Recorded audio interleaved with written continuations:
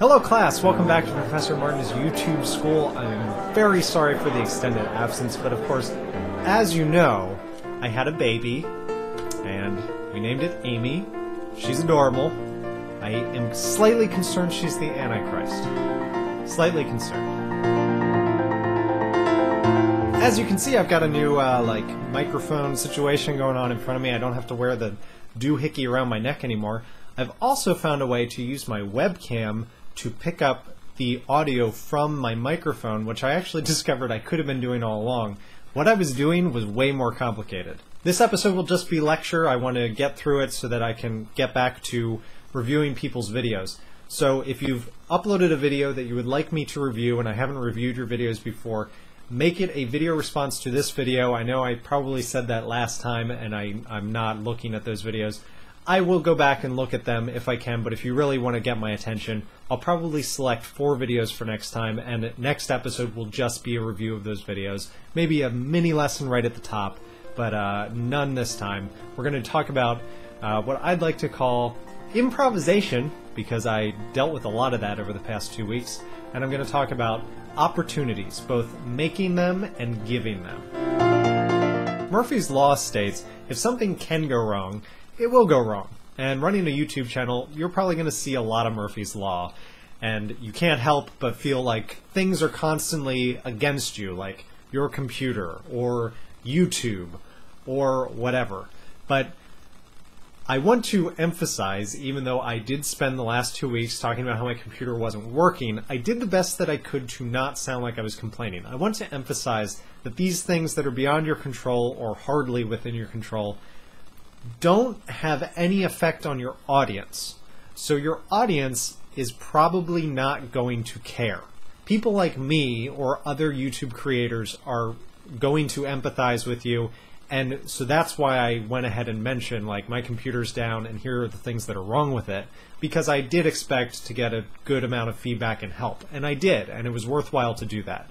But things like complaining about YouTube not doing this or that, or your program not working, or your frame rate not working, unless you're actually looking for a solution, I would shy away from just complaining and just sounding pissy and just sounding annoyed. Because as a regular audience member of a lot of people who sometimes do that, I know that I get aggravated watching those videos because I don't want to hear your bad day.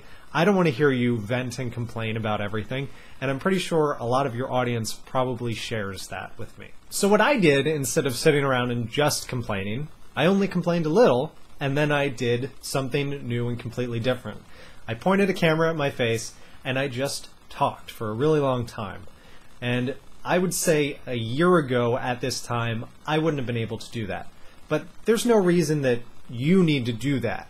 If there are technical things standing in your way, or you expected to have a video on a certain day or date and it's just not ready, there are so many creative, fun things that you can do. And I'm not going to say that you can do this and this and this. There are things that I'm sure I could never think of that you could do. I briefly considered, I didn't know if I was going to be able to make 5 things this past week, because I didn't know if I would have enough time to get my hard drive running and everything. It came in just in time that I was able to do it, only a day late. And if it hadn't, what I was planning on doing was making an episode of 5 things, which was a chain of 6 videos that you would have to click through annotations to get to the next one. And I've done that once before, and I'm sure I will do it again, but this was basically forcing my hand that I needed to come up with something creative in order to meet my deadline that I self-impose and keep my audience entertained. And I think 6 videos of less than a minute or so each that I went through each one of 5 things would have been a great way to work around my busted computer and still make a good quality video for my audience. And that's improvising. I mean, that's it. It's just coming up with something when the thing that you had in mind isn't working. And I'm sure a lot of you have stories of how you've improvised something when you didn't think that you would need to, that actually either turned out great or even better than the thing that you were originally going to do. So if you have a story like that, please share it in the comments section. The most important thing about improvising, I think, is to remember that your audience probably is more interested in your daily routine existence than you could possibly imagine. I've found over the last several months that there are things that I just would never have cared to share on the internet, like this little thing over here. It's called Sean's Journal. It's a piece of trash. I was literally about to throw this away. And I just decided to, you know, maybe I should share this with my audience. Maybe I wrote this at an age that most of my audience is probably going through that right now. And even though there's not that much interesting information in here, getting the perspective of 13 years away from this, which is what I am, proved very interesting for most of my hardcore audience. And I'm referring to the people who care about me as a person and less about me as a Minecraft player. I'm sure there are thousands of subscribers of mine who couldn't care less what CD I bought at the beach when I was 13.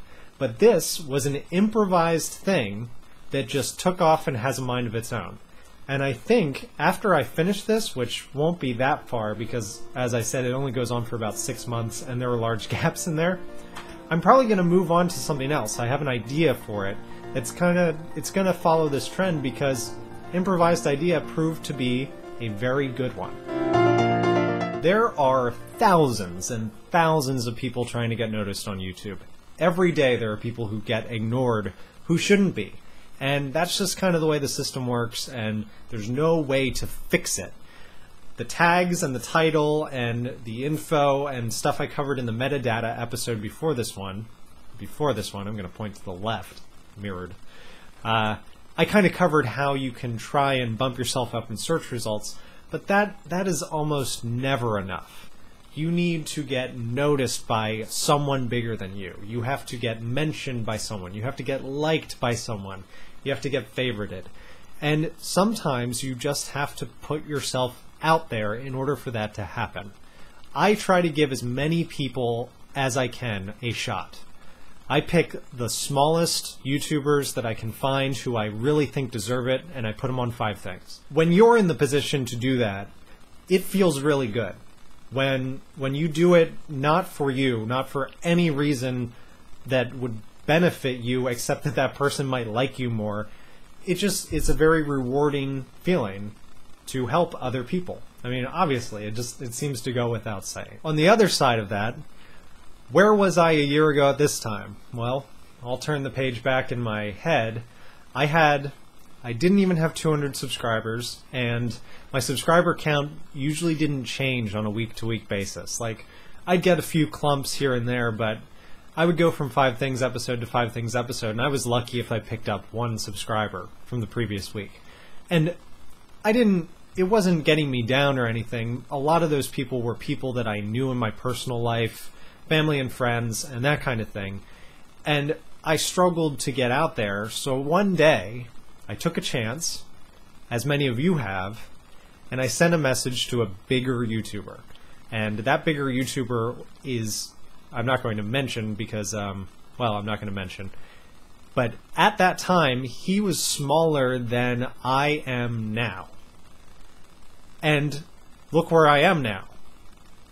I would say that communication is 90% of the reason that I have the subscriber count that I do now.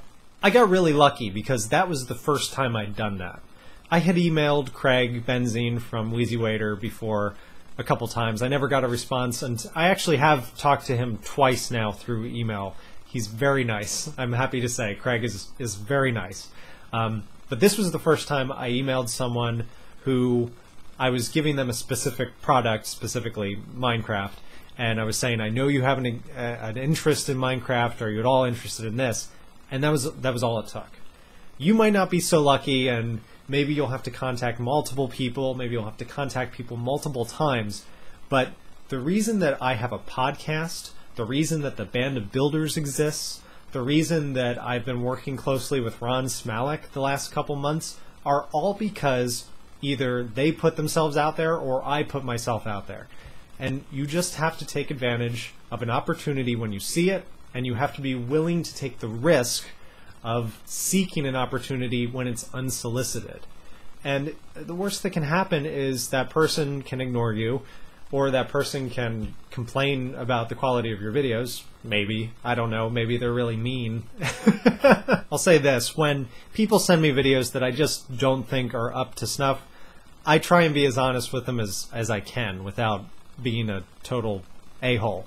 I try and tell them why I don't think that they're quite there yet, and that's basically the entire reason that Prof. Martin's YouTube school came into existence, because I've had dozens of people who asked me to look at their videos or asked me why they weren't getting hits or whatever, and I can't respond to everyone, and the more subscribers I get, the harder it is to respond to anyone. So Prof. Martin is my way of helping as many people as I can at once. I hope it's working. That's all I got for you this time. I know it was a brief lesson. I hope that's okay. If you have downloaded the YouTube Creators Playbook and there's anything that you don't understand about it, I'm not really sure what other things I should cover in it exactly, because some of them are so self-explanatory that I don't feel the need to cover them, and some of them are so complicated that I don't know if I want to cover them unless people want me to, and then I will. So please leave comments about specifically what you're interested in learning. And I'm not talking about like how to bleep a swear word in a video. I'm talking about broad, general topics, areas that you need to improve, areas that you don't understand, how to utilize this tool, how to make the best use of this. Thank you very much to the contributors who helped me out with fixing my computer. I hope that the technical fix was all it needed. It seems stable for the past 48 hours, so I think we're okay. I'll see you next time. Class dismissed.